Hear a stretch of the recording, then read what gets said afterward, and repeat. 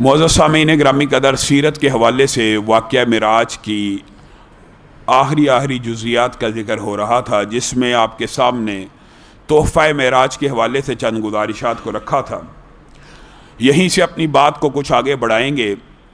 میرے بھائیوں، نماز کے حوالے سے آپ نے گزشتہ خطبہ میں بہت سی باتوں کو سنا۔ ان میں سے ایک بات یہ بھی ہے کہ نبی کریم صلی اللہ علیہ وسلم نے صحابہ سے مخاطب ہو کے یہ بات کہی تھی کہ تمہارا اس بندے کے بارے میں کیا گمان ہے جو دن میں 5 مرتبہ غسل کرتا ہو، اس کے گھر کے سامنے نہر بہتی ہو، اس نہر میں جب کوئی میل کچیل لگے غسل کر لے، کیا اس کے جسم پہ کوئی میل کچیل باقی رہے گی؟ صحابہ نے کہا یہ کیسے ممکن ہے؟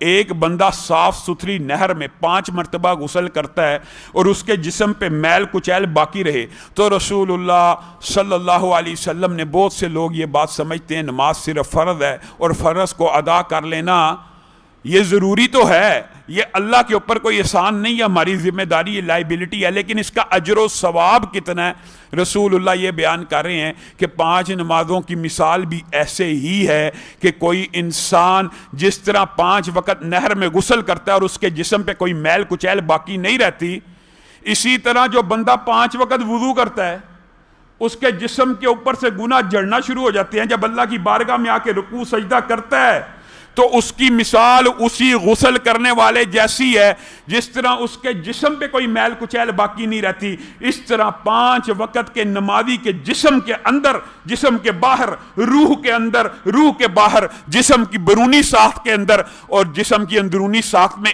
ایک بھی گناہ باقی نہیں رہتا۔ ہاں، جو گناہ باقی رہتے ہیں ان کی تفاصیل بھی رسول اللہ نے بیان کر دی۔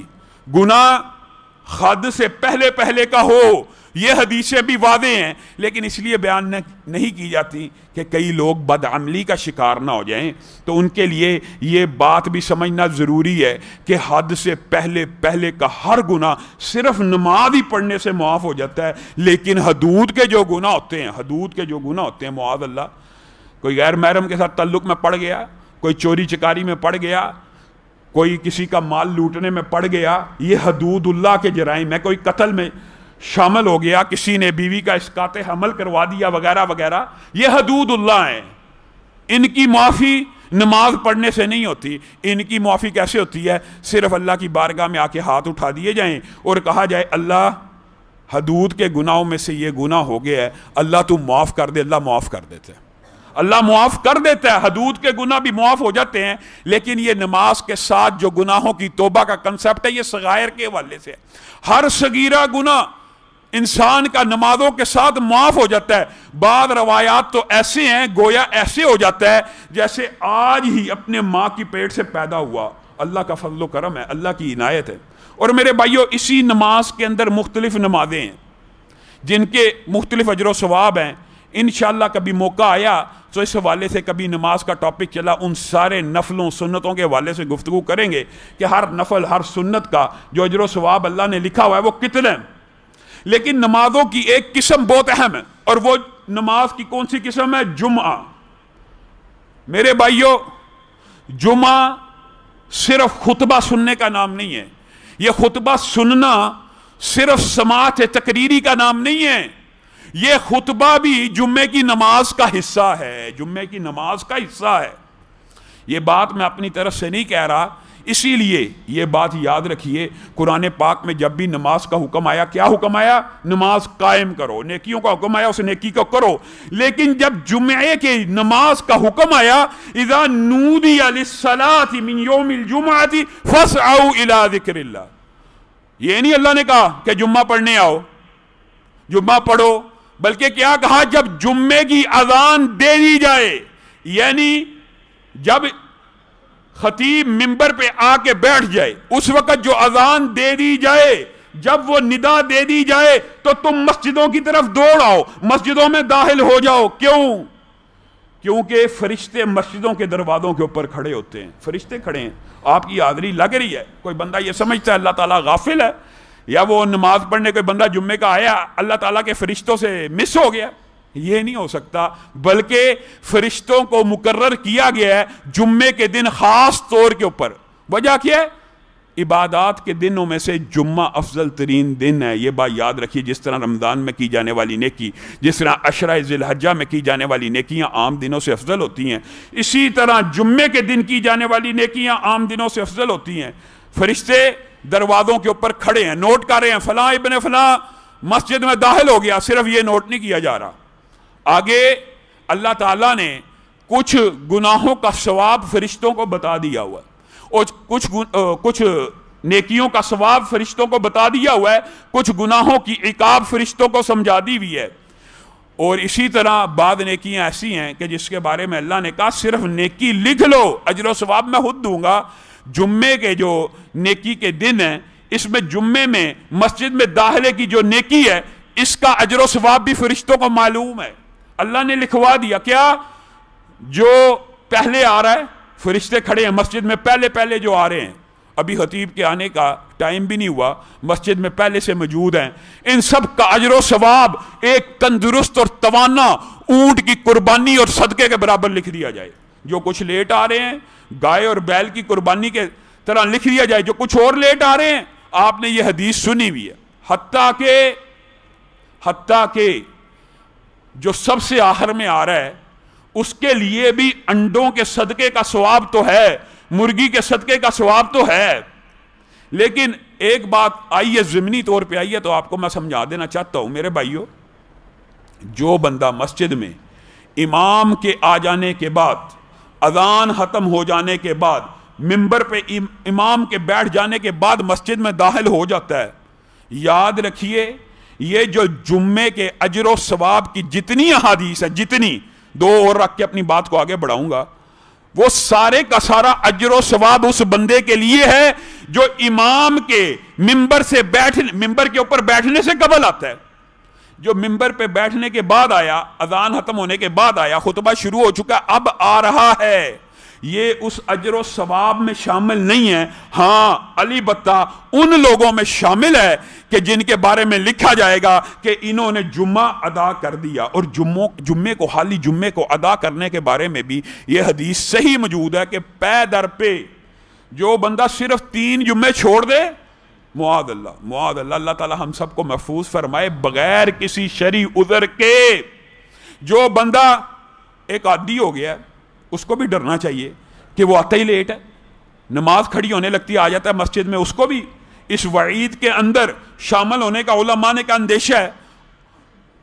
اصل میں خطرہ تو انہی لوگوں کا جو امام سے پہلے مسجد میں آ جاتے ہیں، وہ تو جمعے کی فضائل کی جتنی احادیث ہیں سب میں شامل ہو جاتے ہیں۔ اور اللہ کا شکر اور فضل ہے کہ ہماری اس مسجد کے اندر یہ روٹین ہے کہ ساتھی پہلے آ جاتے ہیں، لیکن جو لیٹ آ رہے ہیں ان کو بھی اپنی یہ تربیت کرنی ہے کہ امام کے مسجد میں داخل ہونے سے قبل جمعہ پڑھنے آ جائیں، تاکہ یہ سارے اجر و ثواب کی حدیثوں میں شامل ہو جائیں۔ جو بندہ صرف 3 جمعے پے در پہ چھوڑ دیتا ہے یا امام کے آنے کے بعد آتا ہے، بعض لوگوں نے ان کو بھی شامل کیا کہ ایک روٹین ہے، سستی کا عادی ہو گیا ہے، نماز سے سستی برت تک کوئی کام نہیں ہے، کوئی مجبوری نہیں ہے، گھر بیٹھا ہوا ہے اور انتظار کر رہا ہے کہ کب نماز کا ٹائم ہوتا ہے تو میں مسجد کی طرف جاؤں۔ یہ بندہ اس وعید میں اس لیے شامل ہے کہ اس کے پاس شرعی عذر ہی کوئی نہیں، اس کے پاس کوئی دلیل ہی نہیں، یہ کس وجہ سے جمعے سے پیچھے رہا ہے۔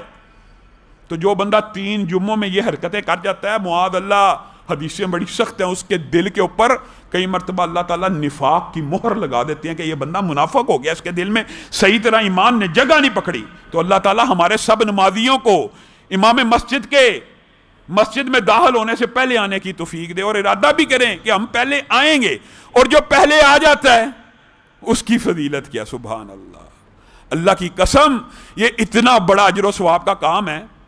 رمضان کی راتیں آتی ہیں، ہم سب تھکتے ہیں، قیام کرتے ہیں، اللہ کا شکر ہے مسلمان رمضان میں، عشرہ ذی الحجہ میں، اور پیر اور جمعہ رات کا روزہ رکھ کے اور جمعے کے دن کچھ باتیں کرتے ہیں۔ شکر ہے اللہ کا کہ ابھی کچھ باتیں اسلام کی، ایمان کی باقی ہیں، لیکن جو رمضان میں پورا مہینہ تھکا جاتا ہے، آپ بتائیے اس کے لیے آپ اور میں، ہر بندہ سٹرگل، محنت کرتا ہے، امام کے پیچھے پورا دن کا روزہ رکھتا ہے، رات کا قیام کرتا ہے، 1 مہینہ۔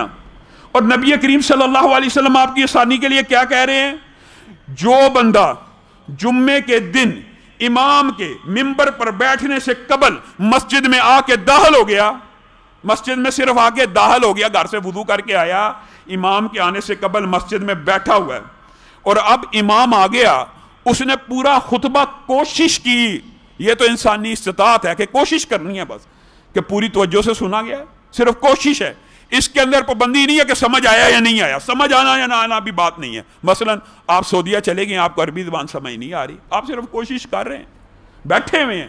ہر بندہ جو گھر سے نکلا منبر پہ آنے سے قبل مسجد میں صرف بیٹھ گیا, اس کا اجر و ثواب کیا ہے؟ نبی کریم صلی اللہ علیہ وسلم نے کہا گھر سے جب نکلا جتنے قدم اٹھائے ہر قدم کے بدلے میں 1 سال کے قیام اور 1 سال کے صیام کا ثواب ہے. بتائیے 1 سال کے, ہم 1 مہینے کے لیے کتنی محنت کرتے ہیں, سٹرگل کرتے ہیں, اور واقعی اس کا بھی اجر و ثواب الگ ہے.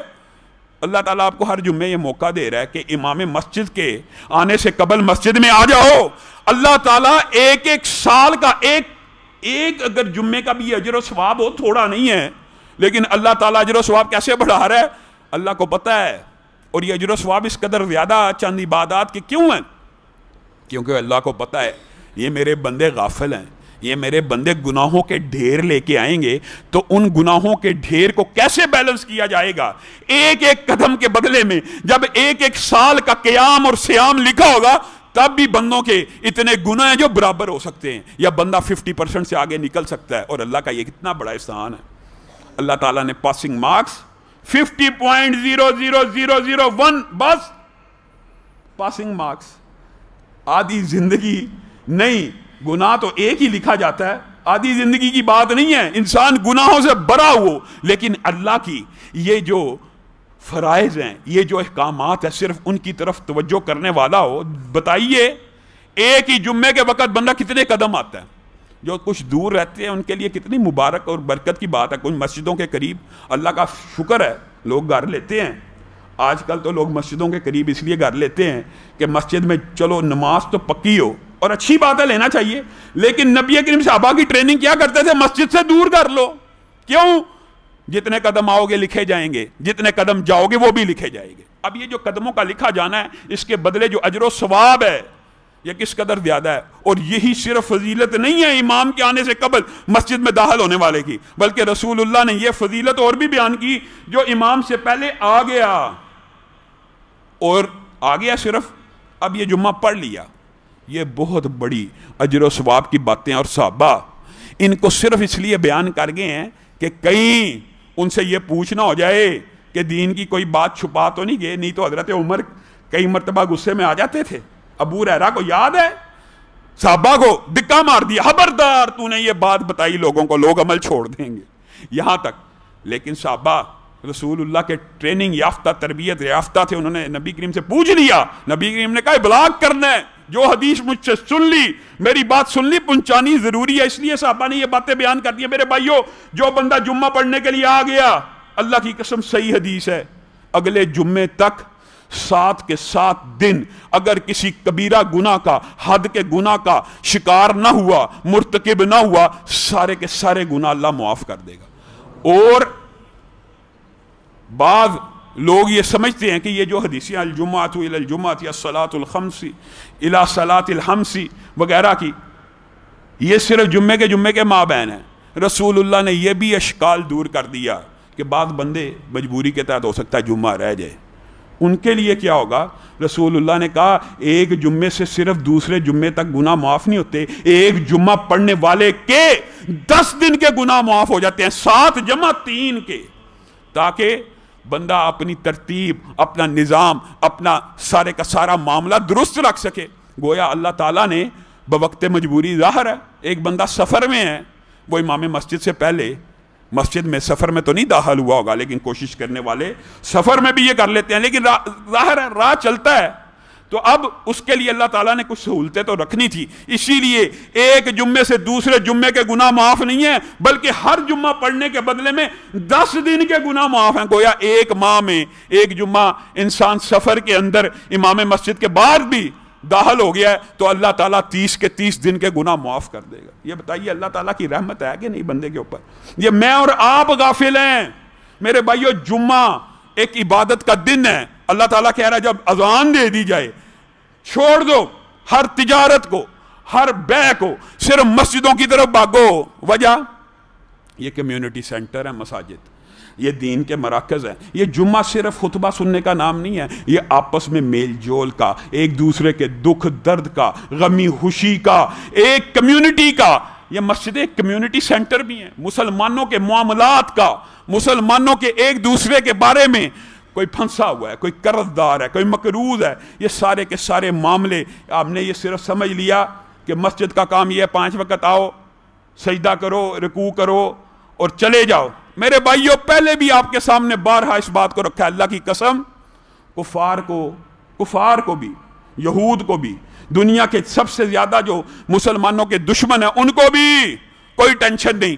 تو 10 سال نہیں 100 سال مسجد میں پڑا رہے، اللہ کے نعرے لگاتا رہے، اللہ کے نعرے لگاتا رہے، سبحان اللہ کہتا رہے، اس کو تیرے سے کوئی تکلیف نہیں. تکلیف کب ہوگی؟ جب تو مسجد کو کمیونٹی سینٹر بنائے گا، جب تو مسجد کو معاشرے کا ایک اکائی بنانے کی کوشش کرے گا، جب تو یہ بات کہے گا کہ رسول اللہ صرف مسجد کے امام نہیں ہے، رسول اللہ کی امامت مسجد کے علاوہ بازار میں بھی ہے، تجارت میں بھی ہے، ریاست میں بھی ہے، سیاست میں بھی ہے. یہ مسجد کا ماحول پورے معاشرے پہ لاگو ہوگا. جب تو یہ بات کرے گا ساری دنیا کے کافر تیرے دشمن ہو جائیں گے. کیا مطلب؟ جب آپ اقامت دین کی بات کریں گے، جب آپ یہ بات کریں گے، کہیں گے نا کہ دین کو ریاست کا مذہب ہونا چاہیے، دین ریاست کے اندر ہونا چاہیے، دین سیاست کے اندر ہونا چاہیے، دین معیشت و معاشرت و اخلاق کے اندر ہونا چاہیے، تب ان کو تکلیف ہوتی ہے. ورنہ کوئی تکلیف نہیں، کوئی تکلیف ہی نہیں. اگر آپ کہیں گے عدالتوں میں دین ہوگا تکلیف ہوگی، اگر آپ کہیں گے پریزیڈنسی میں دین ہو تکلیف ہوگی، اگر صرف مسجد کے اندر تک آپ دین رکھیں گے. اور میرے بھائیوں آج ہم اتنی بڑی غفلت میں، اور میں بات اپنے لوگوں کو بھی کہنا چاہتا ہوں، کیسا منہج بیان کرتے ہیں ماشاءاللہ. جی ہمارے منہج میں حصول اقتدار حرام ہے، اقتدار کی کوشش کرنا، قوت نافذہ کی کوشش کرنا حرام ہے. مولویوں کو تانے دیے جاتے ہیں، یہ جی مولوی ممبر پہ بیٹھ کے سیاسی بات کرتا ہے، یہ اتنی بڑی بدبختی ہے. یہ کہاں سے فلسفہ ہے؟ یہ سیکولرزم ہے. اگر کوئی بندہ یہ بات سمجھتا ہے کہ مولوی کو صرف دین کی بات کرنی چاہیے اور مسجد کی بات کرنی چاہیے اور عبادات اور نفلوں کی بات کرنی چاہیے اور دنیا کے معاملوں کو ایڈریس نہیں کرنا چاہیے، تو وہ سیکولرزم کا شکار ہو چکا، وہ بندہ سیکولر ہے. دین دنیا کو گزارنے کا نام ہے. دین آیا ہی دنیا گزارنے کے طریقے جانچنے پرکھنے، ان کے اوپر عمل کرنے کے لیے. دین اور کس لیے آیا؟ دین اس لیے نہیں آیا کہ صرف اکیلا بندہ ساری زندگی حالت تصوف میں بیٹھ کے یہ حالت عبادت میں یہ بھی گزارنی چاہیے، عبادات کرنی چاہیے، لیکن دین کا اصل ٹارگٹ یہ نہیں ہے. دین کا اصل ٹارگٹ یہ ہے کہ دین مسجدوں کے اندر نہ رہے بلکہ نکل کر غالب آ جائے، پورے معاشرے کے اوپر چھا جائے اور پوری کی پوری ریاست کا مذہب، پوری کی پوری ریاست کا جو نظریہ ہے، جو مشن اور منشور رسول اللہ کا دین بن جائے. هو الذی ارسل رسولہ بالہدی ودین الحق لیظہرہ. اللہ تعالیٰ نے یہ دین اس لیے نہیں بنایا کہ صرف اللہ کے نعرے لگائے جائیں، یہ دین اس لیے آیا ہے کہ اس کو تخت تک پہنچایا جائے. اور رسول اللہ کی ساری زندگی کی جو سٹرگل اور محنت ہے وہ اسی لیے ہے. آپ نے رسول اللہ کی عبادت کی زندگی کا تذکرہ کیا، لیکن جو سٹرگل اور محنت اقامت دین کے لیے کی وہ چھوڑ دی. رسول اللہ اس واقعہ معراج میں واپس آئے، کس کے پاس سب سے پہلے؟ یہ اقامت دین نہیں ہے، یہ مشن نہیں ہے، یہ نظریہ نہیں ہے، یہ اسلام پھیلانے کی خواہش نہیں ہے، یہ ریاست قائم کرنے کا جذبہ رسول اللہ کا نہیں ہے. ہر وقت میرے بھائیو 13 سال رسول اللہ صلی اللہ علیہ وسلم کی اس زندگی کا ایک خاکہ بیان کیا جاتا ہے. خاموشی سے رہے، جہاد نہیں کیا، تلوار نہیں نکالی، حکمت سے چلے. رسول اللہ 13 سال بھی جو حکمت سے چلے، جو تلوار نہیں نکالی. اللہ کی قسم ایک دن ایسا نہیں ہے جب ریاست قائم کرنے کی جد و جہد اور مشن اور نقطہ ان کے دماغ میں نہ ہو. کیونکہ ہجرتیں نئے میدان تلاش کرنے کا نام تھا. آپ کے سامنے یہ بات رکھی تھی. اسی طرح رسول اللہ معراج کی رات سارے کے سارے واقعے کے بعد سب سے پہلے کہاں پہ آ رہے ہیں؟ ولید بن مغیرہ کی مجلس سے، مطعم بن عدی کی مجلس میں، ابو جہل، تینوں بیٹھے ہوئے ہیں، تینوں بڑے اس دور کے، ولید بن مغیرہ، مطعم بن عدی، ابو جہل، سب سے پہلے ان کے پاس آ رہے ہیں. میں نے رات کی نماز بھی مکہ میں پڑھی، میں نے فجر کی نماز بھی مکہ میں پڑھی، اس مابین میں بیت المقدس گیا، میں مسجد اقصیٰ گیا، میں آسمانوں پہ گیا، ان تینوں کے چہروں پہ ایک مسکراہٹ پھیل گئی کہ آج نعوذ باللہ معاذ اللہ محمد صلی اللہ علیہ وسلم قابو میں آ جائیں گے۔ معاذ اللہ، ان کی سوچ فکر یہ تھی کہ آج رات کی نماز یہاں پڑھی جی، فجر کی بھی، اس دوران سارا پھر آئے ہو۔ اب ان کو سمجھ آئی ایسے کہ جیسے مذاق اڑانے کا ایک موقع میسر آ گیا، لوگوں کو اکٹھا کیا، فٹافٹ یہ سنو سنو سنو، اس طرح جیسے تمسخر نہیں ہوتا، ان کو بلایا جائے، سنو یہ آپ کے ساتھی محمد صلی اللہ علیہ وسلم کیا کہتے ہیں۔ ان میں اپنے پاؤں پہ کلاڑا اللہ تعالیٰ کی طرف سے یہ دیکھیں، بعض ایسوں کو بھی بلا لائے جنہوں نے مسجد اقصیٰ دیکھی ہوئی تھی، جنہوں نے وہ سارے مناظر دیکھے ہوئے تھے۔ یہ محمد صلی اللہ علیہ وسلم کہہ رہے ہیں کہ میں مسجد اقصیٰ راتوں رات ہو کے آیا ہوں۔ ان میں سے بعض ایسے تھے جنہوں نے دیکھی تھی، آپ ہمیں مسجد اقصیٰ کی نشانیاں بتا دیجئے، فلاں کھڑکی کس طرف ہے، فلاں دروازہ کیسا ہے۔ رسول اللہ صلی اللہ علیہ وسلم کے منہ سے بھی یہ الفاظ نکلے کہ میں رات کے وقت گیا تھا، ساتھ ہی جبریل امین کا نزول ہو گیا۔ اب یہ الفاظ نکلے ہیں اور رسول اللہ یہ کہنا چاہتے ہیں کہ میں رات کے وقت گیا تھا، میں اچھی طرح مشاہدہ تو نہیں کر سکا، ساتھ ہی جبریل امین کا نزول ہوا اور رسول اللہ فرمانے لگے جبریل نے ایسے میرے سامنے عجیب و غریب منظر کو لے کے آیا۔ آج تو ہم ٹیلی ویژن سکرینز اور اس طرح کی LCDوں وغیرہ سے اندازہ لگا سکتے ہیں کہ جبریل امین نے رسول اللہ صلی اللہ علیہ وسلم کو کیا کیا منظر، معاذ اللہ یہ مثال نہیں دے رہا لیکن ایک تخیل اور تصوراتی طور پہ آپ کو سمجھا رہا ہوں، لیکن اس دور کے صحابہ دیکھیں ان کا ایمان کیسا تھا۔ آج تو ہم یہ بات کے اوپر ایمان لا سکتے ہیں کہ رسول اللہ کے سامنے جبریل امین نے وہ سارے مناظر چلا دیے۔ اس دور میں یہ ایجادات نہیں تھی ہوئی، لیکن صحابہ پھر بھی رسول اللہ کی بات کا ایمان لے کے آتے تھے ہر بات کے اوپر۔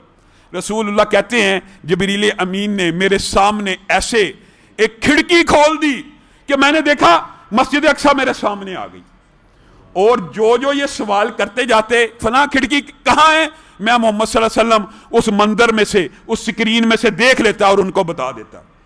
اور یہ چال ولید بن مغیرہ کی، ابو جہل کی، متمم ندی کی ان کو الٹی پڑ گئی۔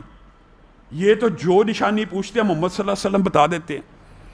اب انہوں نے کہا یہ تو وہی پرانا سارا ایک ناٹک، کہیں سے پڑھا ہوگا انہوں نے، کہیں سے انہوں نے سنا ہوگا، کسی سے دیکھا ہوگا، کوئی ان کو معلومات ملی ہوں گی وہاں جانے آنے والے سے۔ آپ بتائیے آپ کے ساتھ اور کیا معاملے پیش آئے۔ رسول اللہ صلی اللہ علیہ وسلم مسکرانا شروع ہو گئے، کہا پختہ نشانیاں بھی کچھ بتا دوں؟ کہا بتا دو۔ کہا روحا کے مقام کے اوپر میں گیا تھا، وہاں پہ ایک اونٹنی اس کلر کی تھی، اور میں نے اس مقام کے اوپر رک کے اس قافلے کے اندر ٹھہر کے پانی کا ایک گھونٹ بھی پیا تھا۔ آپ اس قافلے والوں سے پوچھ لینا جب وہ مکہ پہنچے گا کہ کیا رات کو یہ معاملہ پیش آیا تھا۔ کہا ہاں یہ ایک نشانی ہو سکتی ہے کہ روحا کے مقام پہ وہ رکے تھے، آپ نے ان کے برتن میں پانی پیا تھا، آپ ان کے قافلے کی اونٹنی کی جو نشانیاں بتلا رہے ہیں ہم ان سے پوچھ لیں گے، یہ نشانی ہو سکتی ہے۔ سارے کے سارے لوگ مطمئن ہو گئے۔ کہا صرف اسی پر بس نہیں، پھر میں ایک قافلے کے پاس رکا تھا، ان کے سرخ اونٹ بپھر گئے تھے، اور ایک اونٹ کے اوپر کجاوا تھا، اور اب مجھے پتہ نہیں ان کے جو اونٹ بپھرے تھے وہ انہیں واپس ملے ہیں یا نہیں ملے۔ آپ پوچھ لینا اس قافلے کے اونٹ بکھر گئے تھے، بدک گئے تھے، وہ قافلہ جب مکہ آئے گا آپ ان سے بھی یہ بات پوچھ لینا۔ کہا ہاں ہاں ہاں، یہ لمبے چھوڑے تفاصیل ہیں، جو جانا چاہتا ہے ان باب میں وہ سیرت کی کتابوں کا مطالعہ کرے، میں مختصر رکھ رہا ہوں۔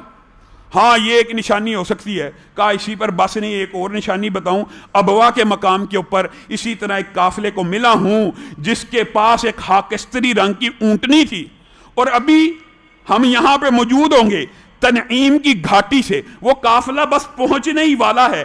جب میں ابوا کے مقام پہ ملا تھا وہاں سے یہاں تک جو فاصلہ میرے ذہن میں آتا ہے وہ قافلہ بس اب داخل ہی ہونے والا ہے تنعیم کی گھاٹی سے۔